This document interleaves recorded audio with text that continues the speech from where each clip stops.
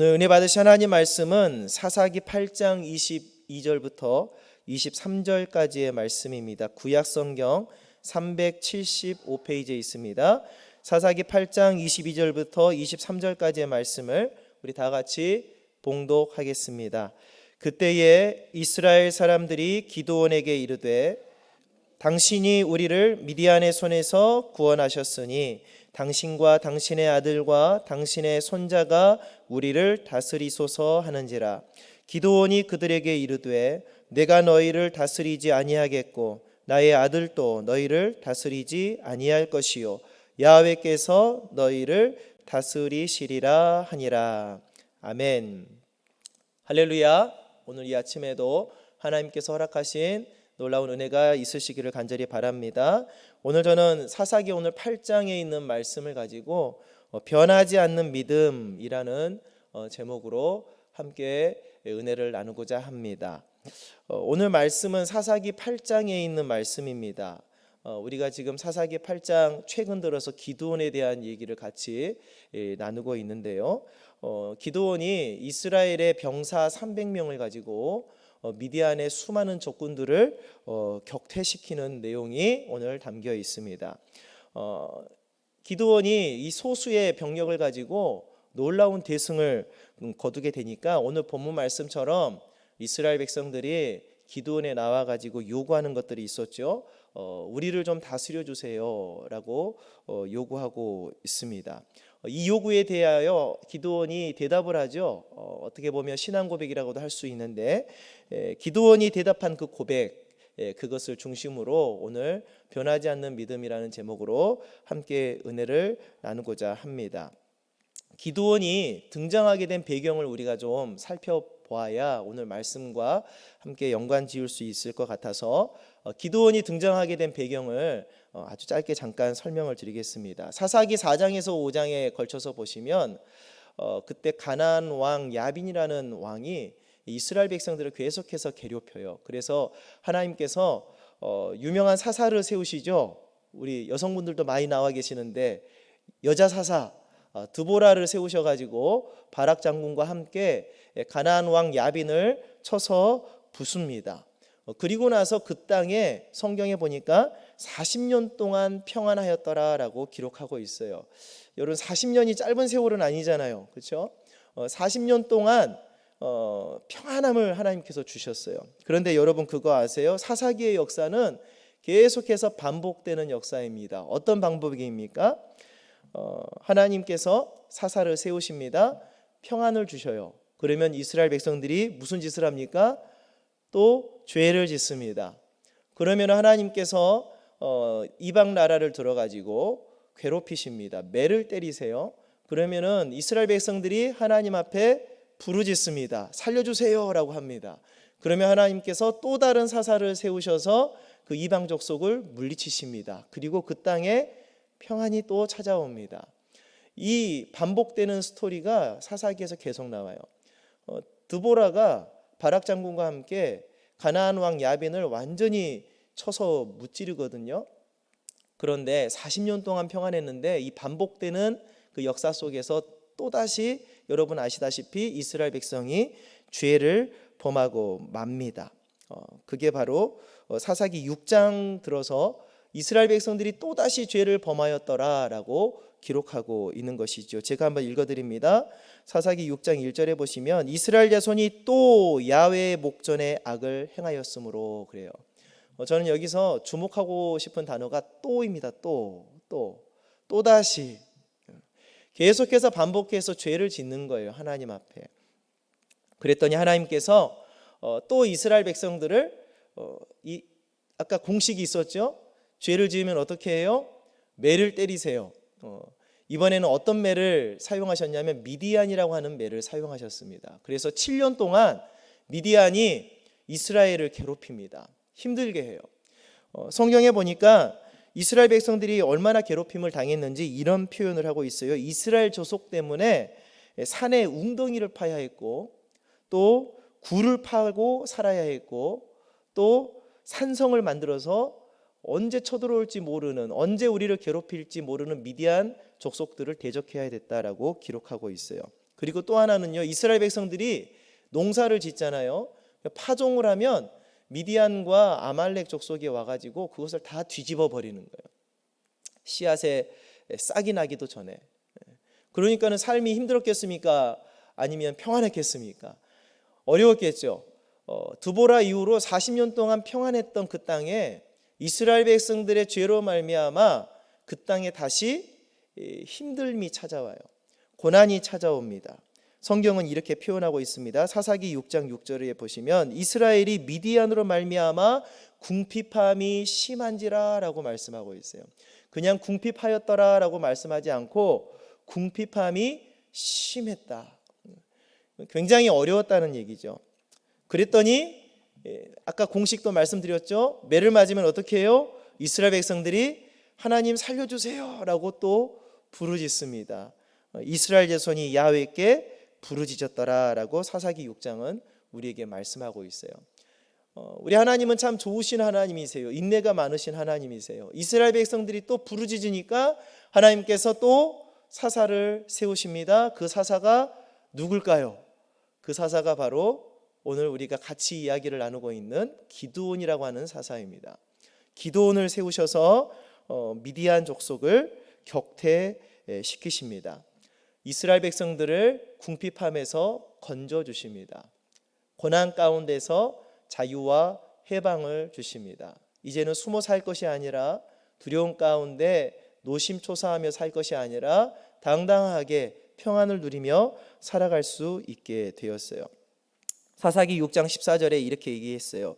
야훼께서 기드온을 향하여 이르시되 너는 가서 이 너의 힘으로 이스라엘을 미디안의 손에서 구원하라 라고 하나님께서 명령하십니다. 기드온이 결국에는 하나님의 명령에 순종하고 병사를 뽑지요. 어제 우리 새벽 예배 때 또 나눴지 않습니까? 병사를 뽑는데 전쟁에서 이기려면 수많은 병사를 뽑아야 되는데 아주 소수의 병사만 하나님께서 남게 하셨다고 했지요. 그 남은 인원이 몇 명이었습니까? 300명이었어요. 그래서 우리는 기드온의 300용사라는 호칭을 붙이고 있지요. 말도 안 되는 이 300명의 병사만을 가지고 기드온이 전쟁을 치릅니다.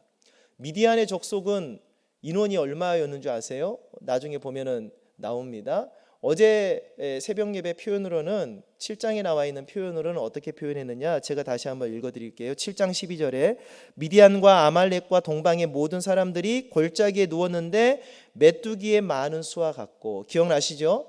메뚜기 떼 같았고 그들의 낙타의 수가 해변의 모래 같았더라라고 기록하고 있어요. 수많은 미디안의 적군들, 이 적군들을 대하는 수는 단 300명이었습니다. 사사기 오늘 이제 8장에 들어서 이 기드온은 300명의 용사를 가지고 메뚜기 떼 같은 많은 미디안의 적군들, 해변의 모래와 같이 많은 미디안의 적군들을 쳐 부수기 시작합니다.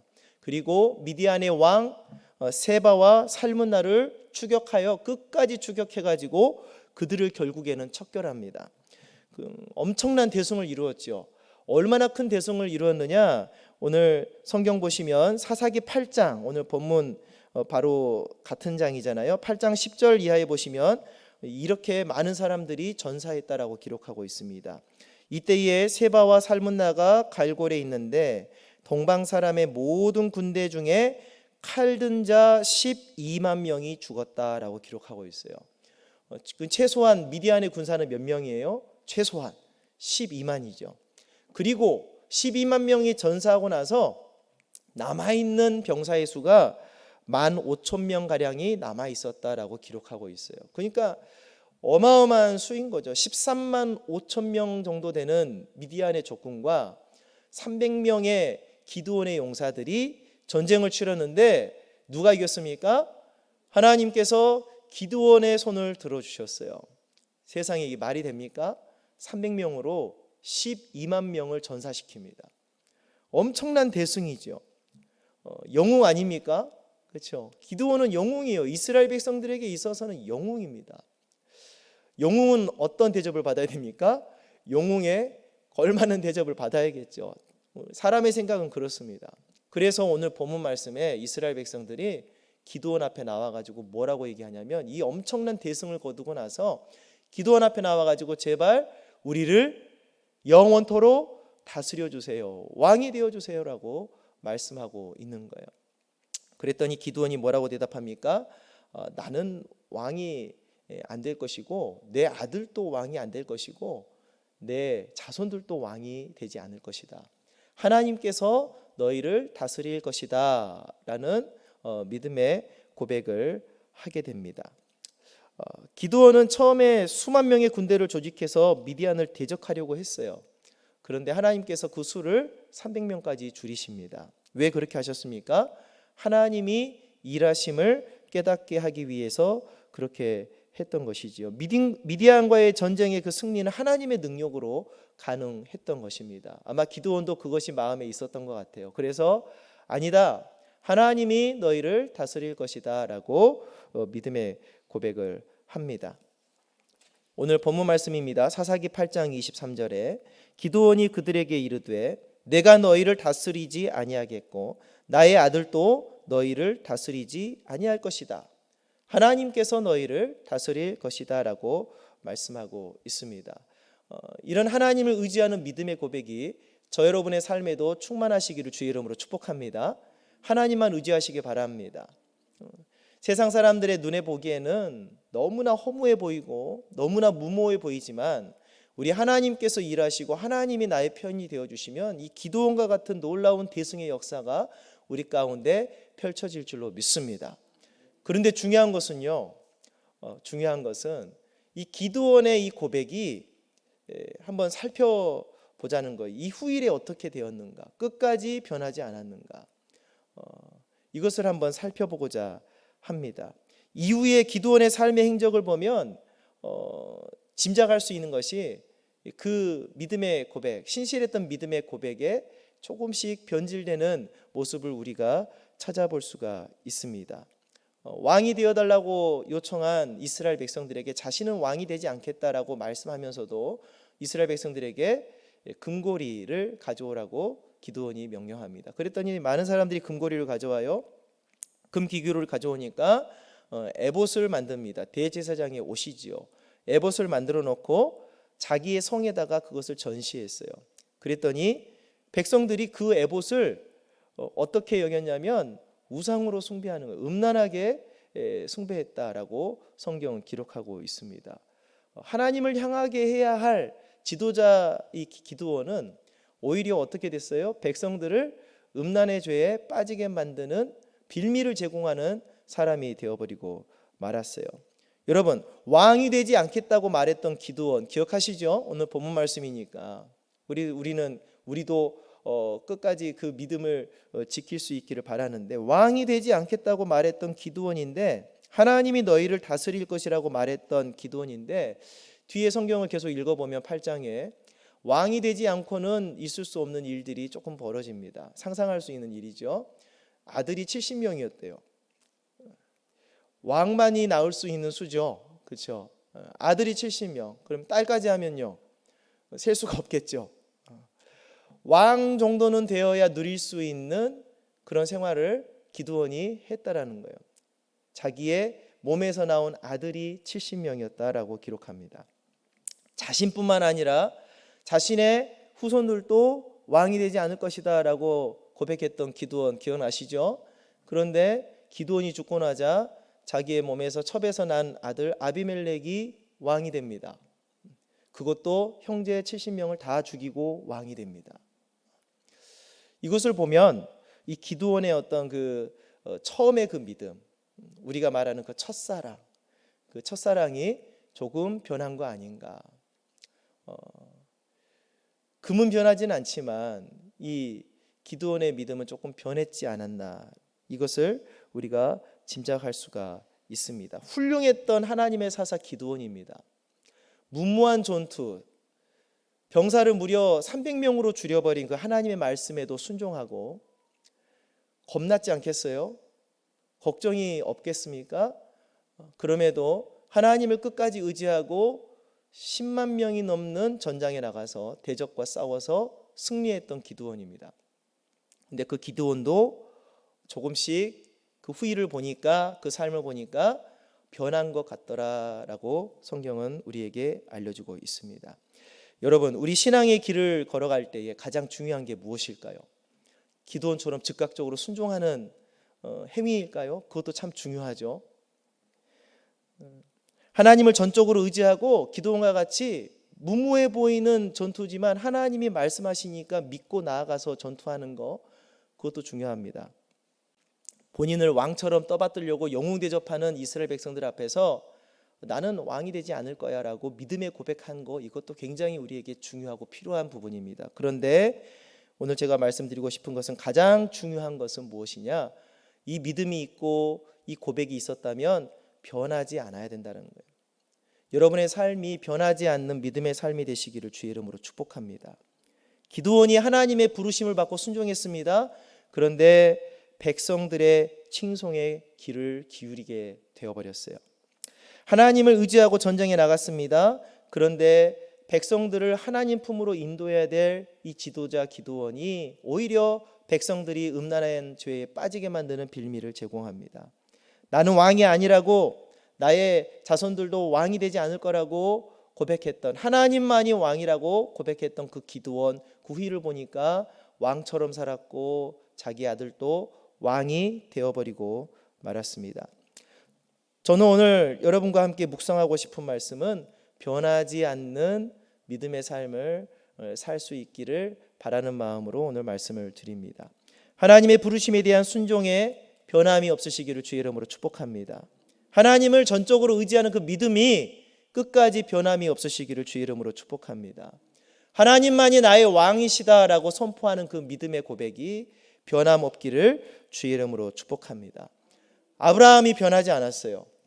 하나님이 주신 그 약속의 말씀을 끝까지 붙들고 하나님 말씀에 순종했습니다. 여러분 아시잖아요.